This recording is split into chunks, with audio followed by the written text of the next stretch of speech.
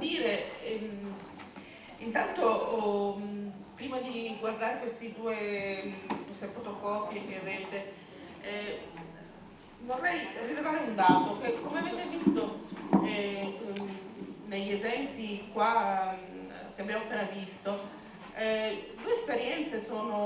le troviamo ripetutamente citate, troviamo in questi ed altri documenti, due esperienze cruciali. La prima è quella della Prima Guerra Mondiale, in Terramatta, no? Erano gli italiani sul Piave, l'esperienza della Prima Guerra Mondiale è fondamentale nel volume. Il secondo è l'esperienza dell'immigrazione. Queste due esperienze in qualche maniera come dire, sono dei temi conduttori anche delle analisi sull'italiano popolare, dei testi dell'italiano popolare. Li ritroviamo fin dall'inizio, quando si comincia a riflettere su questi testi di italiano, su che cos'è l'italiano popolare, l'italiano, di cui in una prima fase si diceva addirittura italiano popolare unitario, come se ci fossero una lingua comune a tutti questi testi, mentre poi in una seconda fase si è visto come in realtà le caratteristiche locali sono molto forti, le caratteristiche regionali, eccetera. Ma insomma la prima analisi su questi, in cui la prima riflessione su questi testi nasce appunto dalle lettere della Prima Guerra Mondiale, un famoso testo che raccoglieva queste lettere, viene quindi attenzionato dai linguisti proprio per le caratteristiche di questa scrittura. E ancora oggi devo dire, se si lavora su questi tipi di scrittura, questo tipo di testimonianze, questi due punti, da una parte la Prima Guerra Mondiale, dall'altra parte l'emigrazione, sono elementi che risaltano e che troviamo costantemente, e non a caso, perché sono due grandissime esperienze, diciamo, di sradicamento, di bisogno di comunicazione con se stessi e con gli altri. Ovviamente bisogno di comunicazione che per tutta una fase, fino ad anni recentissimi, non si poteva diciamo superare con la telefonata, non si poteva superare con Skype, con l'SMS, cioè con forme diciamo di comunicazione a cui noi siamo tutti abituati. E quindi hanno questi due grandi momenti di essere soli in posti molto lontani, di avere bisogno anche di parlare con se stessi, non solo di parlare con gli altri, sono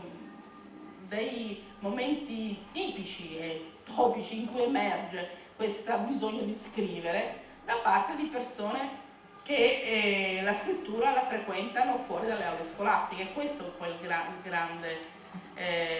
grande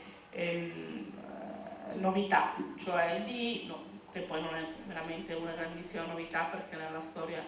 anche altre volte abbiamo persone che scrivono fuori dalla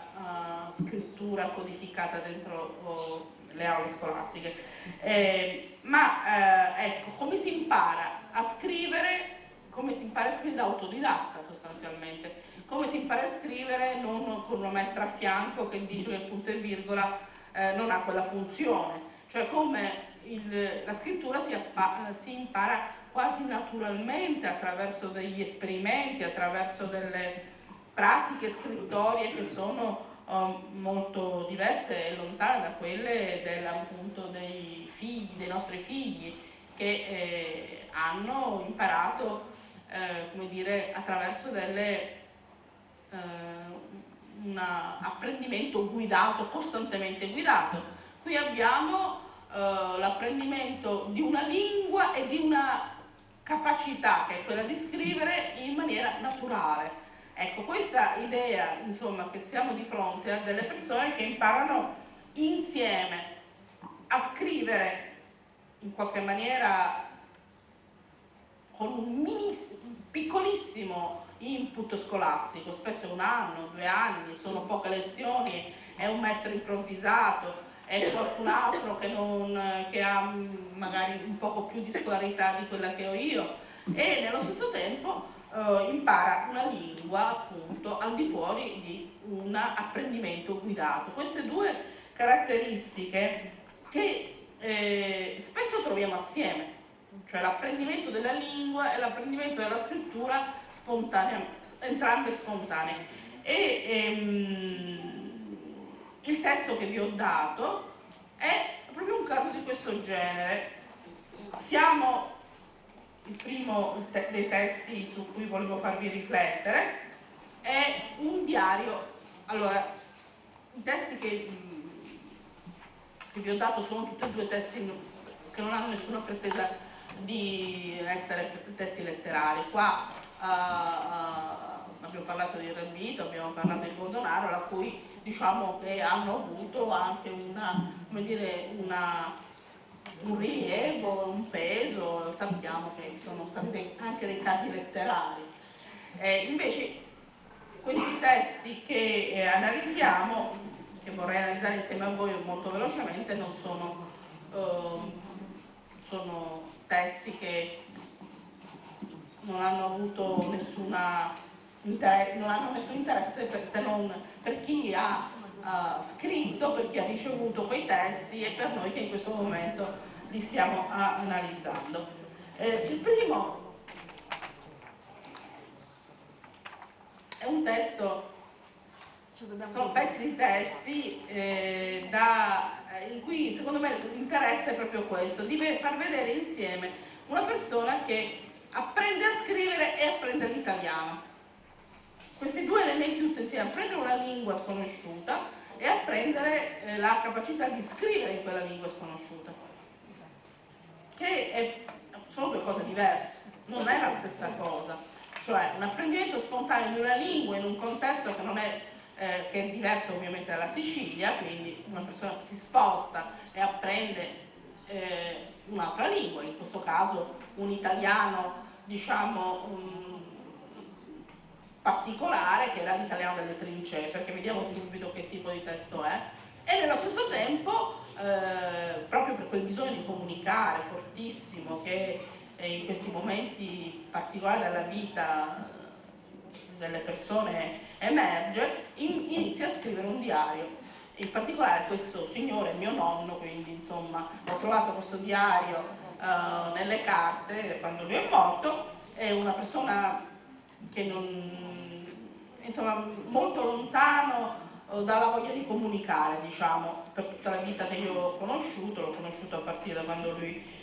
aveva 65 anni, quindi era ancora giovane. Poi e quando è morto ho trovato questi diari di guerra. Lui aveva iniziato il primo giorno in cui si era trovato fuori dal suo paese, che era Cefalù, aveva vissuto sempre in campagna, era un agricoltore, e il primo giorno in cui lei era a Ancona si è comprato un piccolo insomma, questi quadernini neri, e ha cominciato a scrivere. Questi quadernini non li aveva mai mostrati perché nessuno ne sapeva nulla. Quando lui è morto, insomma, quello che si fa di cercare quelle cose, sono emersi questi quaderni. Per me sono stati una sorpresa enorme, perché conoscendo la persona, che era molto burbera, appunto, che non aveva la cui volontà di comunicare era diciamo è stata molto scarsa nella vita, mi è sembrata una cosa molto strana. Però all'interno di questa delle cose che ha detto prima Luisa Menta ci sta tutta, perché era evidentemente il trauma della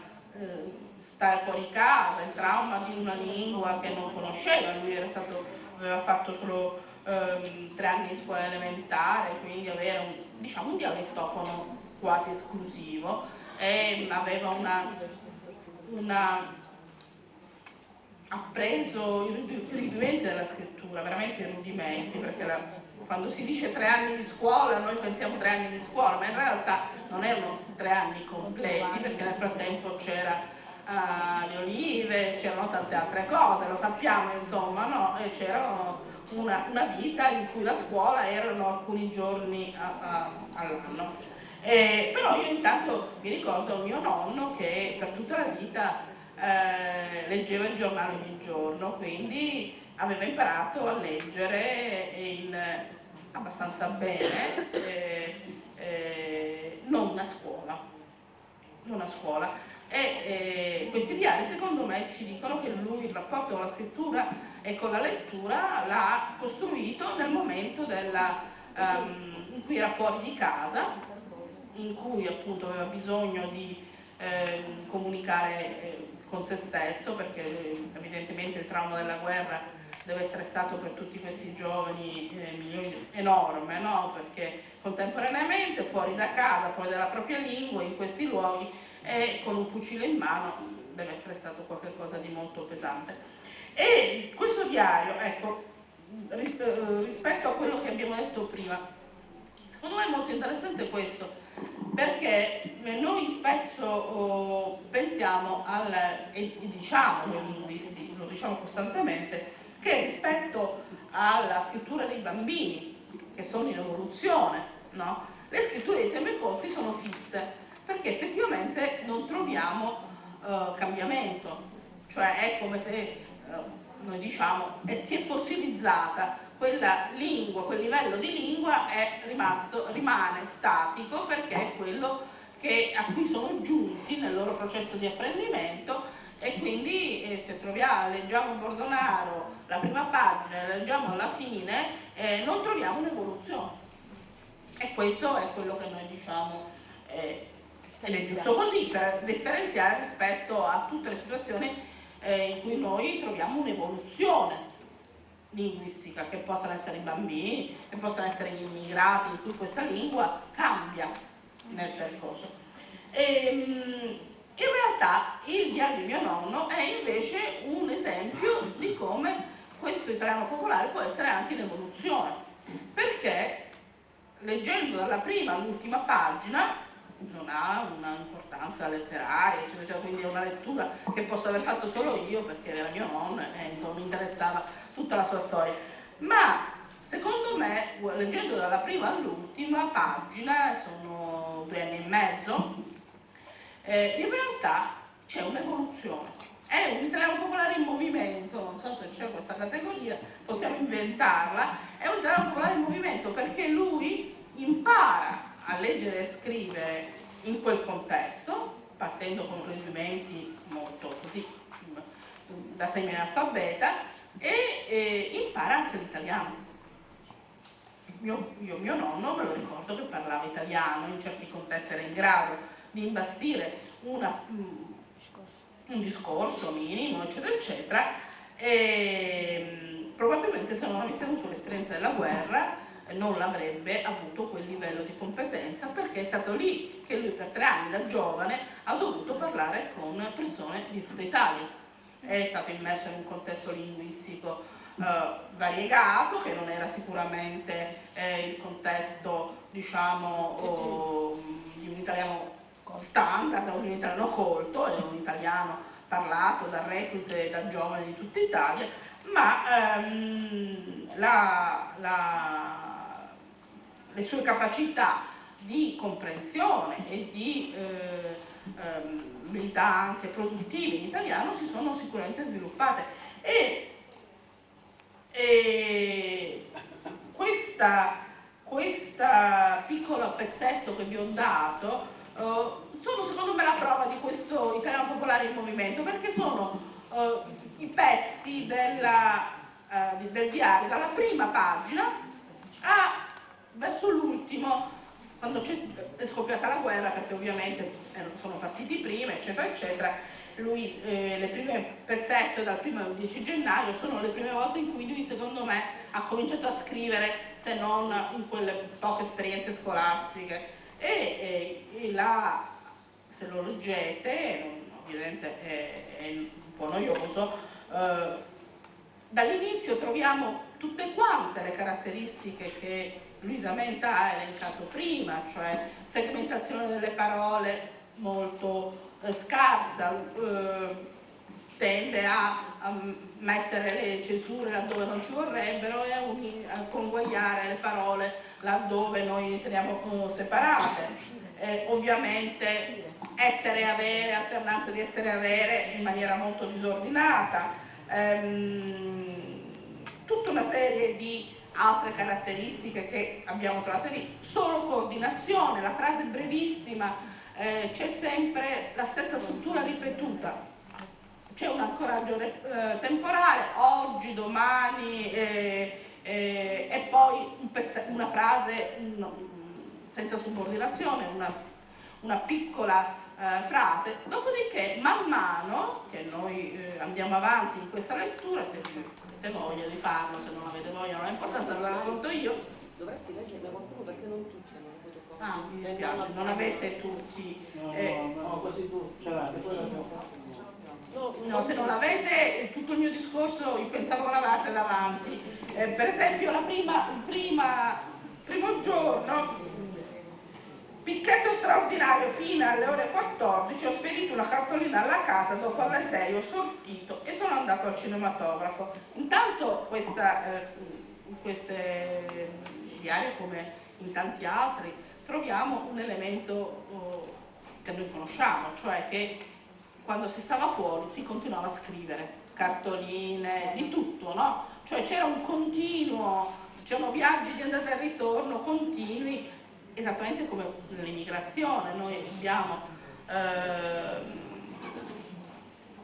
i cassetti pieni, chi ce l'ha ancora, di tutto questo, cartoline, lettere, eccetera, eccetera. E questo era il primo. Alla mattina pulizia alle macchine, dopo ostruzione interni dall'alfiere dittatoriale, e alla sera picchetto ordinario. Altro elemento sempre interessante secondo me è che lì emerge il fatto che lui impara un linguaggio tecnico, il linguaggio delle aree, picchetto, ispezione, quadriglia, ce ne sono tutta una serie, c'è tutto un lessico che lui impara lì, che non aveva mai sentito prima, e che all'inizio rende in maniera molto improvvisata, con continue interferenze, quello che lui sentiva, ovviamente. Sicuramente sarà stato anche pronunciato da pronunce regionali fortemente interferite, quindi lui con la sua capacità di scrittura molto elementare, con le pronunce regionali molto accentuate, col fatto che lui non aveva testi scritti su cui, come dire, confrontare cosa era effettivamente, e c'erano tutta una serie di ovviamente interferenze, errori. Man mano che lui scrive e man mano che lui anche si confronta con dei testi scritti, che erano quelli dei libretti di istruzione, cioè erano questi libretti di istruzione che lui dice sempre: ho letto il libretto, ho letto, in cui davano dei piccoli libretti, man mano lui parla, scrive, riceve lettere da altri, e se noi andiamo a vedere alla fine,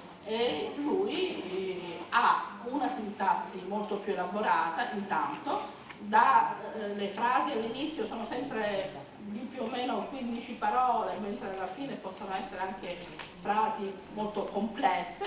abbastanza complesse. L'ortografia va quasi tutto a posto, non c'è nessuna traccia di un giorno di scuola dentro questa sua esperienza di 2 anni e mezzo al fronte, ma c'è un'esperienza di parlare, scrivere in questa lingua che apprende sul campo. Ecco, quindi è un esempio, e probabilmente ce ne saranno tanti altri di questi esempi, cioè dell'italiano popolare in movimento, cioè del fatto che è proprio la scrittura, è proprio il concentrarsi anche sulla lingua che fa sì che, diciamo, ci sia un'evoluzione, solo che molto spesso è difficile coglierlo perché non abbiamo la temporalità, non abbiamo i diari dall'inizio a dopo 2 o 3 anni, abbiamo solo un segmento. Secondo me questo probabilmente è avvenuto così anche nelle esperienze delle migrazioni, molto spesso cioè che c'è un movimento minimo nelle produzioni e nelle abilità linguistiche, solo che è difficile cogliere, è difficile trovare, diciamo, i momenti giusti per trovare questa evoluzione nelle competenze linguistiche.